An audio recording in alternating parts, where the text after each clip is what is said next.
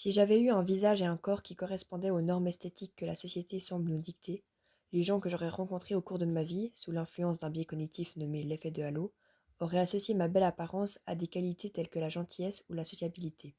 Ils auraient été plus aimables avec moi, ce qui m'aurait possiblement poussé à devenir gentil et sociable. Au moment de ma scolarité, les préjugés fondés sur mon apparence auraient impacté le comportement des enseignants, modifiant ainsi mon environnement d'apprentissage et par conséquent possiblement aussi mes résultats scolaires.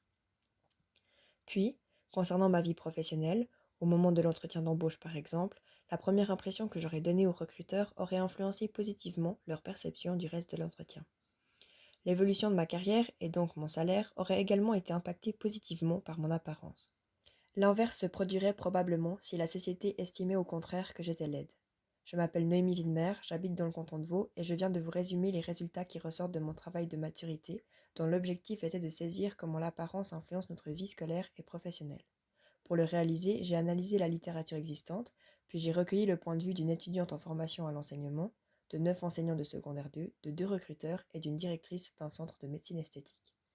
L'apparence est ainsi à l'origine d'une discrimination bien souvent négligée, qui résulte d'un phénomène inconscient dont on ne peut se prémunir totalement. Toutefois, prendre conscience de l'existence et du fonctionnement de ces biais permettrait d'en diminuer les effets.